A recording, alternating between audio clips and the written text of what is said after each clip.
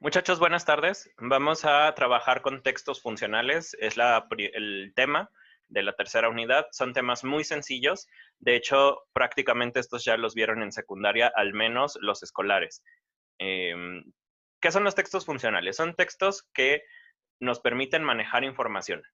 Eso es lo más importante. Habíamos hablado ya de textos expositivos, habíamos hablado dentro de estos textos expositivos cosas como el ensayo, habíamos hablado de los textos que nos llegan a las emociones, especialmente a la poesía, la investigación y un montón de cosas más, ¿no?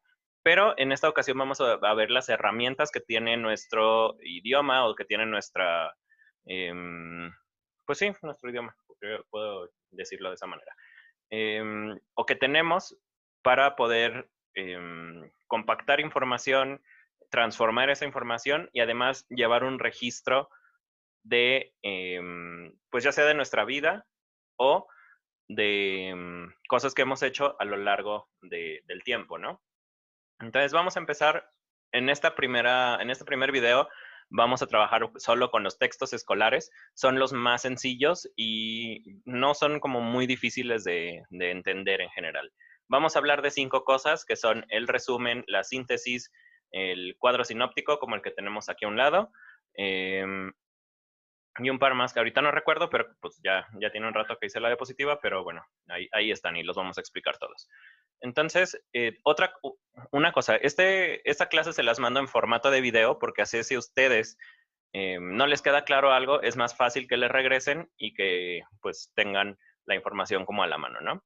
Entonces, tenemos el objetivo de esta unidad sería leer y repasar los textos escolares básicos. Ya les mencioné algunos ahí, pero ahí están dos más que no les había comentado. Solo les voy a dar algunas características generales de cada uno.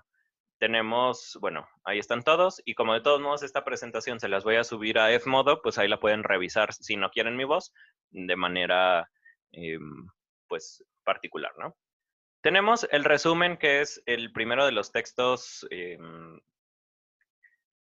escolares, es el más, digamos, complicado porque casi siempre nos lo enseñan como muy parecido a la síntesis. El resumen es una herramienta que vamos a utilizar para leer, digamos, una novela de 800 páginas, pero se van a mantener casi todas las ideas centrales, quizás muchas descripciones o muchos de las cosas que piensan los personajes se van a ir en el caso de la novela, pero los eventos principales se van a mantener. De hecho, cuando ustedes ven las novelas resumidas, la novela, por ejemplo, original de Moby Dick, eh, no recuerdo cuántas páginas tiene, ahí la tengo, pero no me acuerdo, digamos, tiene como unas 900 por ahí, no me acuerdo el número de palabras, y las versiones resumidas llegan a tener 60, 70, o sea, no está largo, pero mucha de la información obviamente se quita. Cosas importantes del resumen cuando lo utilizamos como herramienta académica es que las ideas de los autores tienen que conservarse pues más o menos intactas. ¿A qué me refiero con esto? No le vamos a poner palabras que no vengan ahí, vamos a intentar situar textualmente o lo más cercano a eso. La cosa es, si hay una idea muy importante de un autor, por ejemplo, una descripción teórica, ¿a qué nos referimos cuando hablamos de verso, por decir cualquier cosa? Pueden decir, el autor tal define verso como la línea poética o como una idea poética que se corta en tal punto, ¿no? Y mantiene ritmo y otras cosas que ya habíamos hablado un poquito en poesía. Eso podría ser, bueno, de hecho eso es como necesario en el resumen para mantener lo más cercano posible las ideas del autor. Otra cosa importante es, en el resumen académico, sigo con esta parte un poquito clavada, es que es importante manejar citas, por lo menos la referencia de dónde saqué la información que estoy resumiendo. No le vamos a poner nada más, lo saqué de Wikipedia y chido, ¿no? De hecho, una mejor manera de resumir en ese caso, si lo quisieran hacer, sería algo como, voy a ponerles aquí, tomado de dos puntos, em, Ramírez, Alfonso, no sé, cuidados de los perros, página, no es cierto, México, editorial Porrúa, página 27. Este es un tipo de citado, probablemente ya no se utilice, de hecho, pues no es ni APA ni ninguno de esos que yo recuerde, pero bueno, eso sería como una manera de poner la referencia de su resumen para saber exactamente de dónde lo sacaron y darle crédito al autor original, que eso también es importante, por lo menos para el resumen. Espero que no haya dudas de esto. De todos modos, les digo, la presentación se va a quedar en internet y ahí lo pueden ir revisando. Otras cosas importantes, pues de aquí ya realmente es como todo. Les pongo un ejemplo de resumen. No me voy a detener mucho a leer esto porque pues, sé que pueden pausarlo. Entonces, ahí está. Esto lo saqué de internet. No recuerdo la página, mal de mí, supongo, pero lo puedo anexar en las referencias después. Aquí se ve como tenemos, bueno, el título del resumen. No es necesario que lo pongan. De hecho, casi siempre le van a poner resumen de tal cosa y ya, ¿no? Introducción, una pequeña presentación de qué es lo que se va a hablar o de lo que cuál es la idea más importante de todo esto. Y luego referencias, que sería abajo, viene una pequeña muestra de cómo se podría hacer una cita. No es la única, yo les puse otra, pero esa sería otra. Y ya, pues, si tienen el tiempo, lo pueden leer esta. Síntesis es una que es, esta es la que normalmente se confunde con el resumen porque también se trata de recortar ideas. La diferencia es que la síntesis sí va a eliminar un montón de ideas del autor y solo va a ir dejando los pensamientos centrales. Digamos, si tenemos un ensayo de 400 páginas, vamos a uno más corto, el de Octavio Paz. Tenemos un ensayo de 93, 94 páginas en el PDF que descargué hace poquito. Vamos a lo mejor de cada capítulo, porque lo divide en capítulos, vamos a tomar 3 o 4 líneas. En el primer capítulo, Octavio Paz habla de cómo, no me acuerdo, es como el 27, cómo el mexicano está obsesionado con la palabra chingar, porque chingar es una competencia de ego y de sexualidad, ¿no? Y esa línea, como quizá vamos, es más, lo podemos poner aquí, quizá me lleve 2 o 3 renglones y ya, o sea, realmente eso es todo. Lo importante, lo central de esa parte, no me voy a detener ni en ejemplos ni en ninguna de esas cosas que el resumen sí hace.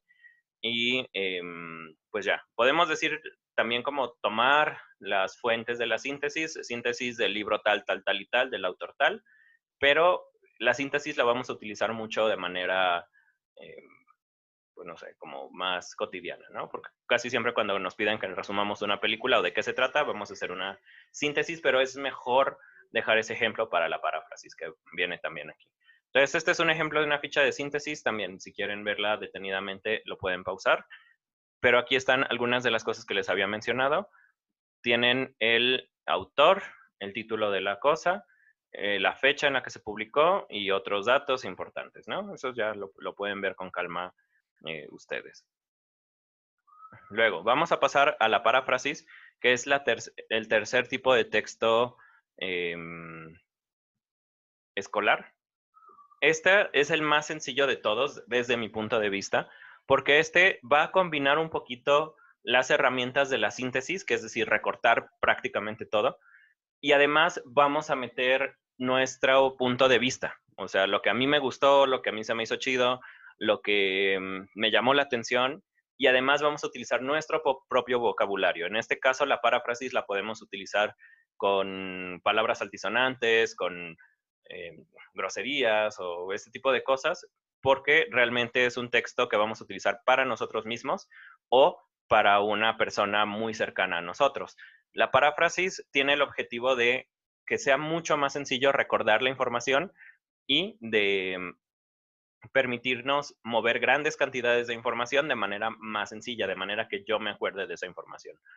Entonces, puede ser muy larga, porque si un cuate me pide que le cuente una película, pues le voy a contar desde cómo empieza, primera escena, segunda escena, y así. Aunque la mejor paráfrasis, pues obviamente va a tender a ser la más breve y la que centre mejor o que concentre mejor la información. En casi siempre La paráfrasis va a ir sin citas ni referencias, más que el título del autor o eso. De hecho, la paráfrasis la hacemos de manera natural. Pues ya les dije varias veces cuando nos piden que les contemos de qué se trata un libro, de qué se trata una película, porque me voy a acordar solo de algunas cosas o solo entendí algunas cosas. Entonces, eso es lo más importante de la paráfrasis. Tenemos algunos ejemplos pues, más sencillos de frases parafraseadas. Vamos a cambiar las palabras originales del autor, voy a poner lo que yo entiendo y se conserva esta idea de alterar o modificar el texto a como yo lo entienda o como a mí me convenga. Esta obviamente es difícil utilizarla como una herramienta académica porque, pues no sé, como que no es tan seria. Sí se puede hacer, pero necesitan tener como mucho dominio y ser como muy precisos para poderla utilizar como en un ensayo. De hecho, pues ya luego lo veremos un poquito más adelante. Vamos a las dos que son ya herramientas más visuales. Tenemos el mapa conceptual, ese es el clásico de los dibujitos y los cuadritos y los circulitos. El mapa conceptual yo lo utilizo y lo puse hasta abajo como una nota personal. Los mapas conceptuales los utilizo yo mucho para temas que ya domino o que ya conozco, cuando solo necesito relacionar, por ejemplo, dioses entre ellos. ¿Quién es el papá? ¿Quién es el hijo? ¿Quién mató a quién? Ese tipo de cosas. Si se fijan, es muy gráfico. Ahorita voy a poner el dibujito. Eh, es muy sencillo, va a utilizar colores, va a utilizar incluso imágenes y es muy difícil por esta naturaleza de ideas que se conectan y lo más sencillo posible, que haya explicaciones. Normalmente se nos enseña que sí las puede llevar, pero le quita un poco de claridad, a menos que sea una explicación como muy necesaria, pero yo normalmente los utilizo para temas que yo ya domino y que solo necesito, perdón, resaltar ideas o saber cómo se conectan unas ideas con otras. Les puse aquí un ejemplo de mapa conceptual, vienen algunas cosas importantes, si se fijan es muy sencillo y casi no tiene, de hecho en este caso no tiene explicaciones, ¿no? Simplemente son cosas, cómo se relacionan unas cosas con otras y se pierde toda la explicación. Entonces, el mapa conceptual es para organizar información que yo ya conozco. Por otro lado, tenemos el cuadro sinóptico, que es, digamos, la contraparte del mapa conceptual. El cuadro sinóptico es el que tiene las llaves. De hecho, se los puse en la primera diapositiva. Perdón por el mareadero de atrás. Ahí está. Cuadro sinóptico es el que utiliza las llaves estas grandes y podemos hacer explicaciones o podemos agregar cosas importantes ahí. Lo más importante del cuadro sinóptico es que nos ayuda a jerarquizar las cosas. Es decir, cuál es el tema más importante y cuáles son los subtemas. Y además, el cuadro sinóptico, por su naturaleza, nos permite agregarle explicaciones, definiciones, fórmulas a las cosas que tengamos aquí. Entonces, podemos tener un tema muy complejo y el cuadro sinóptico nos ayuda a dividirlo en subtemas y esos subtemas en dividirlos en temas un poco más pequeños. Tradicionalmente, la limitación del cuadro sinóptico ha sido pues el tamaño de la hoja en la que están trabajando, pero su estructura nos permite tener cuadros sinópticos muy grandes y muy complejos. Tenemos un ejemplo aquí de un cuadro sinóptico un poco más complejo. Si se fijan, las explicaciones, definiciones y otras cosas, los temas, vienen presentados de una manera mucho más profunda que aquí. Aquí solo tenemos las notas generales, pero aquí ya tenemos explicaciones mucho más largas y más profundas de todas las cosas. Tenemos, por ejemplo, nada más leyendo por encima, tenemos cosas de los minotauros y centauros que uno puede decir de dónde salen. Bueno, el tema está aquí.